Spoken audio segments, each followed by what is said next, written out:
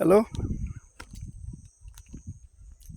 এয়া চাওক, আচলতে আহি আছিলোঁ এইটো ৰাস্তাৰে।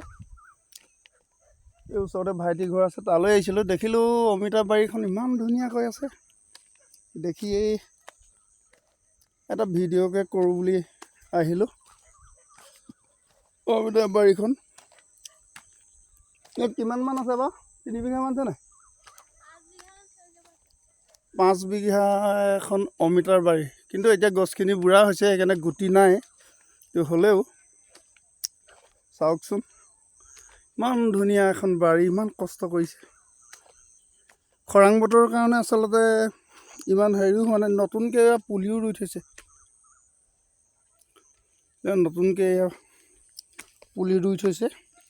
ইয়াতো 1 বিঘা 1.5 বিঘামান আছে, সম্ভৱ ডাঙৰ হোৱা নাই এইডোখৰ, কিন্তু ইমান ডাঙৰো হোৱা নাই।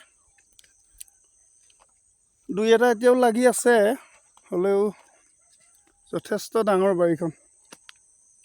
দেখিয়ে ভাল লাগিছে। গোটেই বাৰীখন যাবলৈ বহুত সময় লাগিব, গতিকে যিমান পাৰোঁ আপোনালোকক দেখাবলৈ চেষ্টা কৰিম।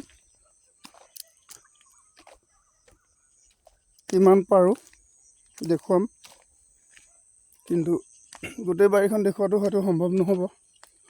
বিশেষকৈ আবেলিও হৈছে, সন্ধিয়া হ'বৰ সময় হ'ল। এতিয়া এই সময়ত আচলতে ভিডিঅ' বনোৱাৰ সময় নহয়, তথাপিও আহিলোঁ। অমিতা গছবিলাক চাওক, ইমান ধুনীয়াকৈ শাৰী শাৰীকৈ ৰুইছে। চাহ গছৰ নিচিনাকৈ ইফালৰ পৰা সিফালে চালে শাৰী শাৰী কি ধুনীয়াকৈ ৰুইছে। এয়া চাওক, এইফালেও আছে। এয়া বহুত ধুনীয়া বাৰী আচলতে, আৰু সিপাৰে এখন তামোল বাৰী কাষতে। ইফালে এয়া তাৰ সিপাৰে আছে দৈয়াং নদী, পলসুৱা মাটি নদীৰ, এই নদীৰ পলস মাটি আছিলে ইয়াতে। ইমানেই, আজি ভিডিঅ'টো ইমানতে সামৰিম। আমি আচলতে এইফালে অহাৰ বাবে অলপ সময় অতিবাহিত কৰিলোঁ। এই অমিতা বাৰীখনৰ মাজতে ভালো লাগিল। মালিকজন হয়তো বৰ্তমান নাই, তেখেতক বিচাৰিছিলোঁ, পোৱা নগ'ল।